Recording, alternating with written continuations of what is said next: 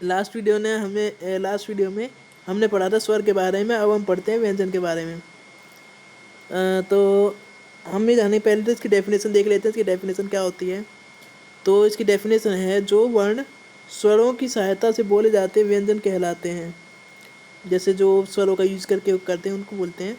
और पहला है प्रयत्न के आधार पर, मतलब कि जहाँ से बोलने की कोशिश करते हैं तो उसके हिसाब से प्रयत्न के आधार पर व्यंजन के भेद।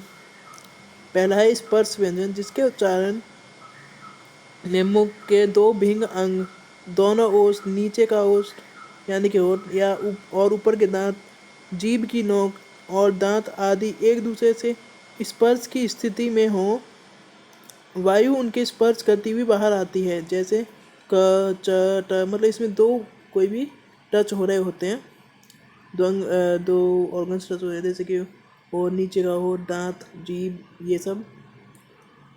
जैसे क च ट त प वर्गों की प्रथम चार ध्वनियाँ।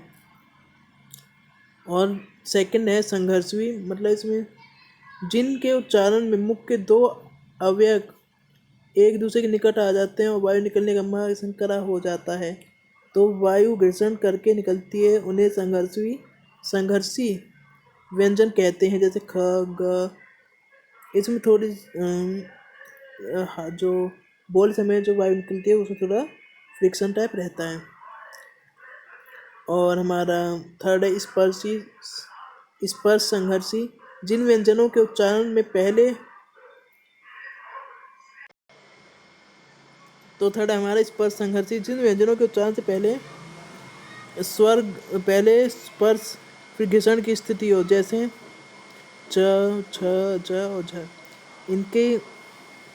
इसके एग्जाम्पल है नासिकी है, जिन व्यंजनों के उच्चारण में दांत, इसका ओष्ठ, होठ, जीभ आदि के स्पर्श के साथ वायु नासिका मार्ग से बाहर आती है। जैसे ड, न, म, ण, य और न, ये हो गए हमारे। और पार्श्विक, जिन व्यंजनों के उच्चारण में मुख के मध्य दो अंगों के मिलने से वायु मार्ग अवरुद्ध होने के बाद होता है। जैसे ल। अगला है हमारा 6 लूठित बोल है ये। इसमें क्या होता है, जिनके उच्चारण में जीभ बेलन की तरह लपेट खाती है। जैसे र। एक तो और 7वां है उत्क्षिप्त। इसमें क्या होता है, जिसके उच्चारण में जीभ की नोक झटके से तालु को छूकर वापस आ जाती है, उन्हें उत्क्षिप्त व्यंजन कहते हैं। जैसे ड और ढ। हमारा लास्ट इस प्रयत्न के आधार पर जो लास्ट वो है अर्ध स्वर, जिन वर्णों का उच्चारण अवरोध के आधार पर स्वर व व्यंजन के बीच का है। ये स्वर भी हैं और व्यंजन के बीच में आते, जैसे य और व। ये आधे स्वर होते हैं और आधे व्यंजन। और उच्चारण के आधार पर व्यंजन के भेद, बोलने के आधार पर। और पहला है स्वर यंत्रमुखी, जिन व्यंजनों का उच्चारण स्वर यंत्रमुख से हो। जैसे ह और स।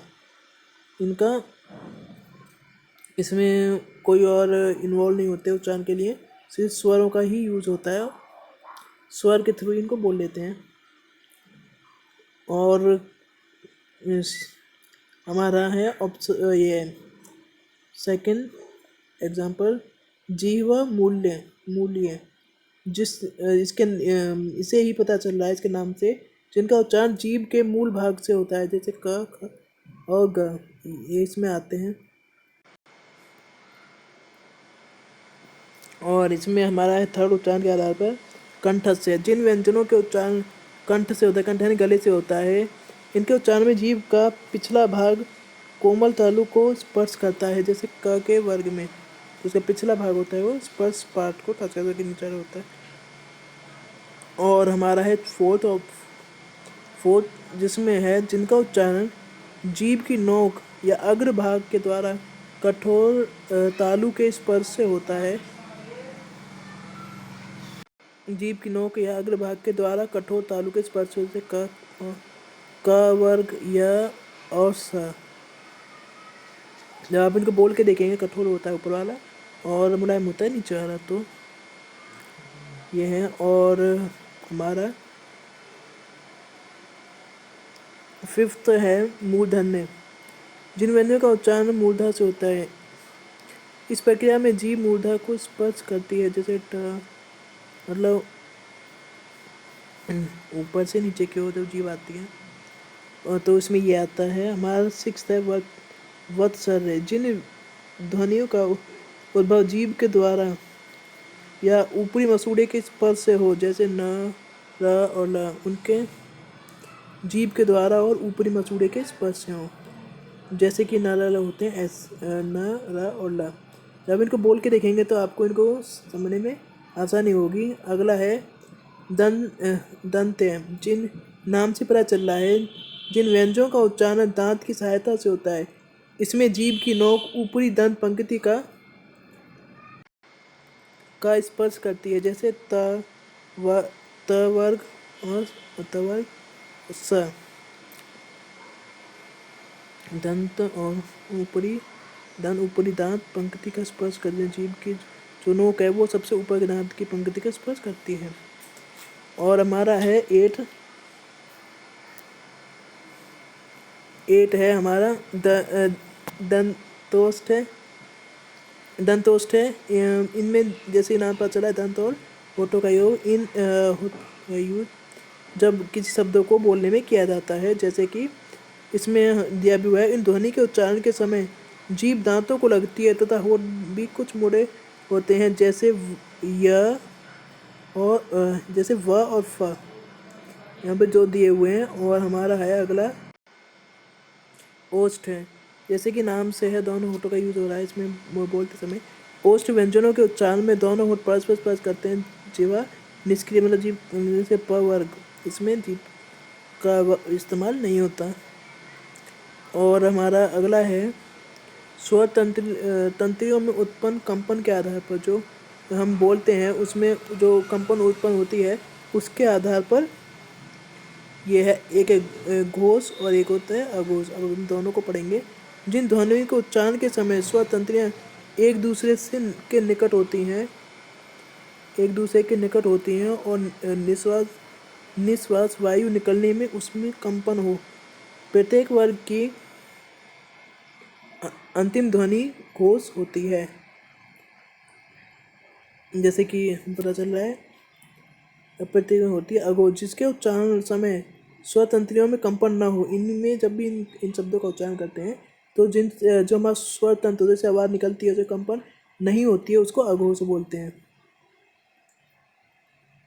और हमारा अगला है श्वास की मात्रा के आधार पर, जो हम सांस लेते हैं उसकी मात्रा के आधार पर, इसी नाम से पता चल रहा है अल्पप्राण पहला और एक है महाप्राण। अब इनकी डेफिनेशन पढ़ लेते हैं। अल्पप्राण जिनके उच्चारण में सीमित वायु निकलती है, उन्हें अल्पप्राण व्यंजन कहते हैं। ऐसी ध्वनियाँ हरहित होती हैं।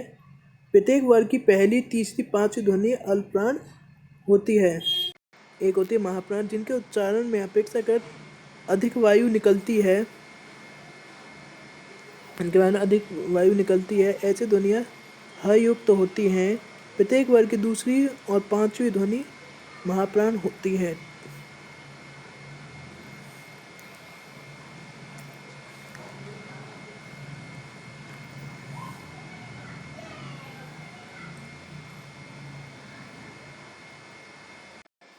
संयुक्त व्यंजन।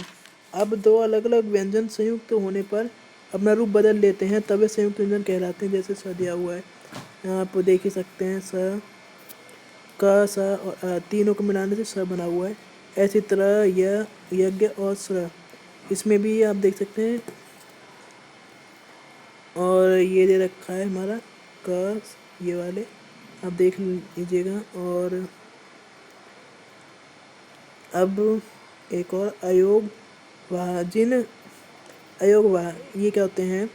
जिन वर्णों का उच्चारण व्यंजनों के उच्चारण की तरह स्वर की सहायता से होता है, परंतु इनके उच्चारण से पूर्व स्वर आता है, अतः स्वर व व्यंजन के मध्य की स्थिति कारण ही इन्हें अयोगवाह किया जाता है। ये दोनों की मध्य की स्थिति में आते हैं।